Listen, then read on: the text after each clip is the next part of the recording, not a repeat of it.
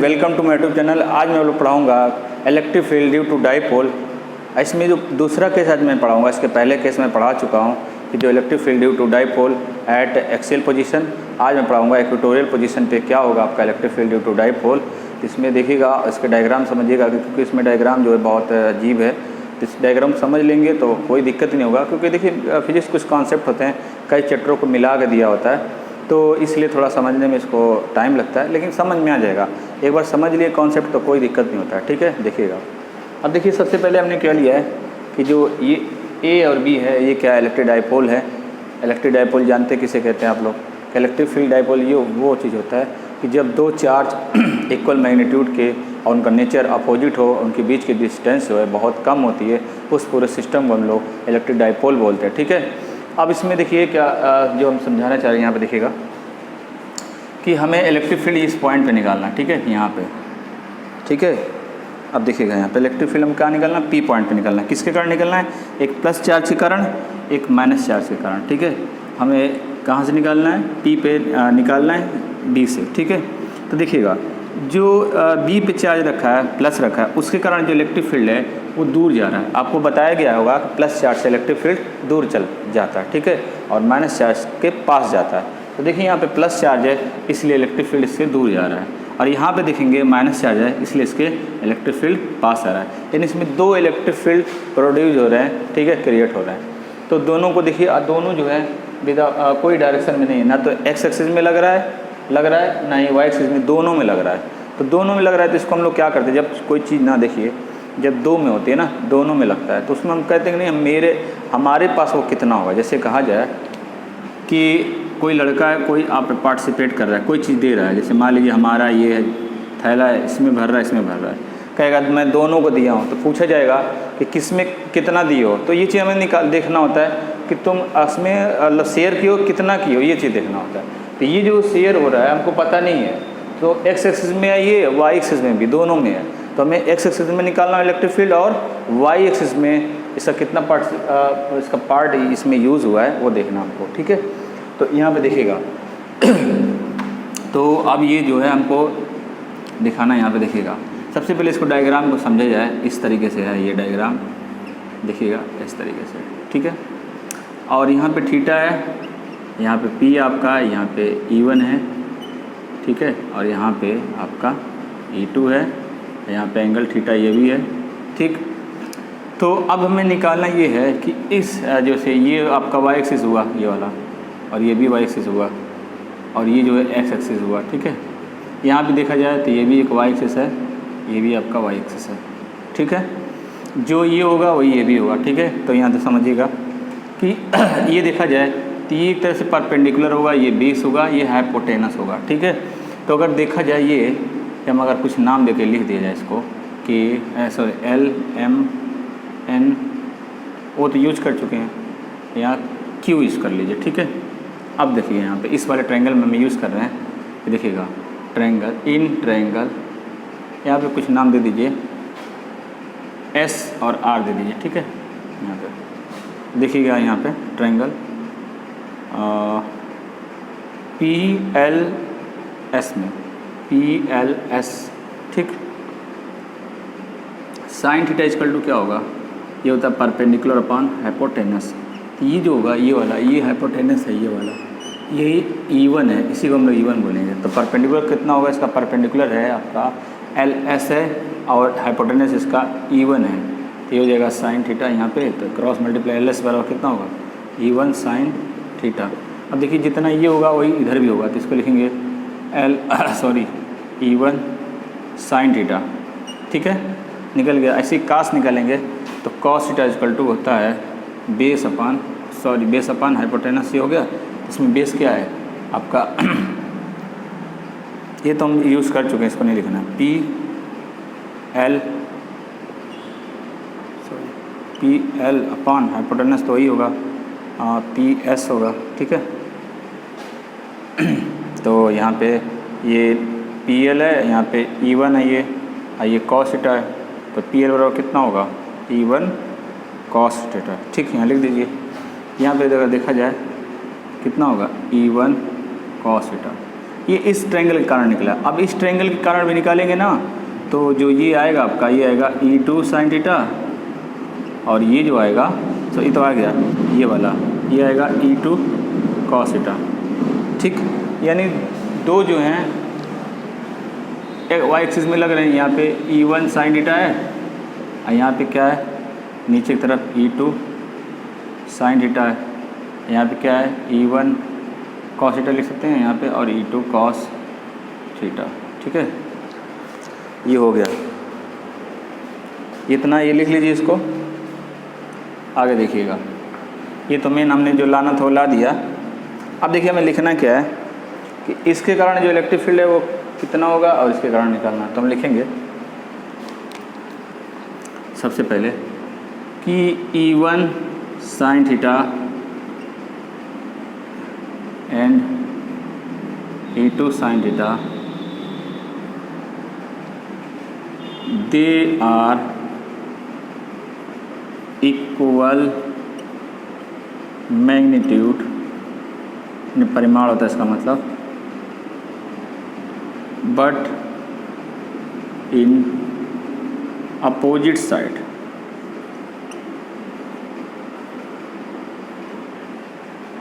Then they are cancel या cancel out. ठीक, इसलिए इसकी बात नहीं करेंगे, आगे देखेंगे हम। तो ये दिखेगा आपको, ये वाला एक और, ये तो मान ली पहला केस हमने लिखा। दूसरा केस में दिखेगा कि जो E1 cos theta and E2 cos theta, they are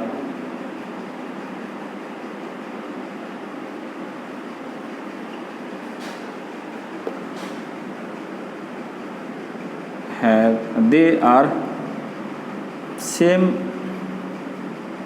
direction. देखिए जब सेम डायरेक्शन में होता है तो जुड़ता है, अपोजिट डायरेक्शन में होगा तो माइनस होता है। ठीक है, इसमें क्या माइनस इसलिए हुआ था, देखिए इसमें इसलिए कैंसिल हुआ था कि दोनों का मैग्नीट्यूड सेम है, अपोजिट और नेचर। उसको जैसे कहा जाए कि ये 4 है, ये -4 है। ठीक है, और इसको जोड़ा जाएगा +4 -4 = 0, यानी सेम मैग्नीट्यूड है पर अपोजिट नेचर के, इसलिए 0 हो गया। ऐसे ये भी 0 आपका हो गया। ठीक है, अब ये देखिए ये दोनों सेम डायरेक्शन में, इसलिए क्या होंगे, जुड़ेंगे। जैसे +4 अब +4 क्या होंगे, +8 हो जाएंगे। ऐसे ये भी हम जोड़ेंगे यहाँ पर। ठीक है, तो देखिए अब इसमें रिजल्टेंट हमें लेना पड़ेगा। रिजल्टेंट है electric field, the resultant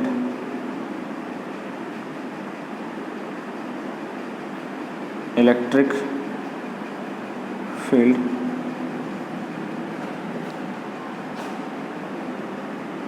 taking as E। ठीक, हम E ले रहे हैं, इसलिए E बराबर होगा क्या, तो E बराबर देखिए यहाँ पे लिखेंगे E1 cos थीटा अब प्लस का E2 cos थीटा। ये इक्वेशन 1 कर लीजिएगा। ठीक है, अब देखिए हम निकालेंगे यहाँ पे electric field due two plus charge at point P is E1। तो क्या होगा, E1 बराबर, देखिए इसके बीच का डिस्टेंस कितना है, R है ना, स्मॉल r, इसको लिख सकते हैं हम लोग 1/4πε0 Q/r²। इसका डायरेक्शन क्या होगा, डायरेक्शन है टूवर्ड्स BP, लिख दीजिए टूवर्ड्स BP। अब देखिए इसका डायरेक्शन BP की तरफ है। अगला लिखेंगे, इसको लिख लीजिए,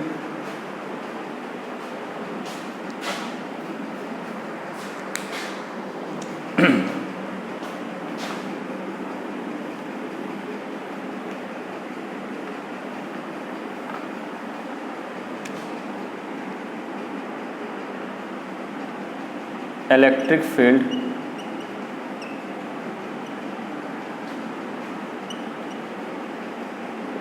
due to minus charge at point P is E2। E2 equal to क्या होगा, इसका भी देखिए डिस्टेंस सेम है 1/4πε0, बस इसमें डायरेक्शन अलग होगा, Q/r² टूवर्ड्स PA, ठीक है ना, P एक तरफ है। अब देखिए दोनों वैल्यू जो है वहाँ पर रख दी जाए तो लिखेंगे पुटिंग द वैल्यू ऑफ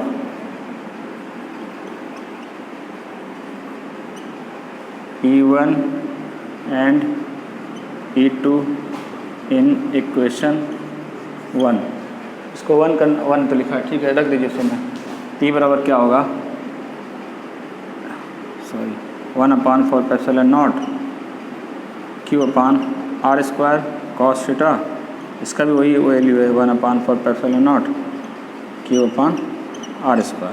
दोनों जुड़ जाएंगे, यहाँ पे दोनों में cos थीटा लगा हुआ है तो क्या होगा 1/4πε0 Q/r² cos थीटा, ठीक है। इसको लिखिए, तब तक मैं इंक भर लूँ।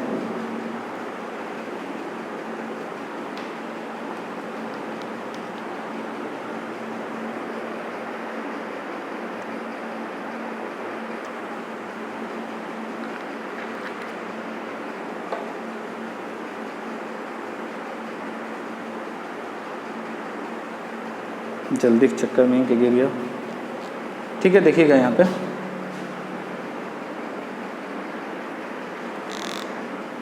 अब यहाँ देखिएगा, ये आपका आया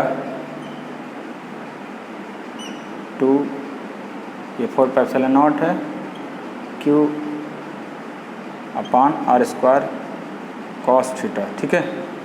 अब यहाँ देखिएगा, उसके बाद इसके रखने के बाद क्या आएगा, हम लोग पास आएगा E बराबर 1/4πε0 2 Q/r² cos थीटा। अब देखिए cos थीटा निकाला जाए, किसी भी ट्रायंगल निकालेंगे सेम आएगा क्योंकि सब कुछ सेम वैल्यू दिया हुआ, ठीक है। तो in triangle AOP cos theta बराबर कितना हो जाएगा, इसका होता है बेस अपन हाइपोटेनस, तो बेस इसका कितना है, L है, हाइपोटेनस कितना इसका है, इसका हाइपोटेनस यही होगा, R होगा, R हो गया, ठीक है। तो लिख देंगे यहाँ पे, तो हो जाएगा 1/4πε0, इसको साइड में लिखिएगा तो 2Q/r², इसके वैल्यू कितने हमने लाया अभी, L/r, तो कितना हो जाएगा 1/4πε0 2QL/r³, ठीक। अब यहाँ देखिएगा तो कितना हो जाएगा, ये वाला 1/4πε0, ये देखिए P लिख सकते हैं इसको r³, क्योंकि P बराबर क्या होता है आपका 2QL होता है, ये इलेक्ट्रिक डाइपोल मोमेंट है, ठीक। अब इसको एक तरफ से और लिख सकते हैं हम लोग 1/4πε0 P/, देखिए R बराबर होगा क्या, R बराबर देखिए लिखा है रूट में L² प्लस H², इसको और भी लिख सकते हैं हम लोग L² प्लस H² का 1/2, तो यहाँ लिख दीजिए, तो L² प्लस H² का पावर 3/2, ये आपका फाइनल रिजल्ट रहा, ठीक है। अगर वीडियो अच्छा लगे तो लाइक सब्सक्राइब शेयर जरूर करिएगा। Thank you for watching this video.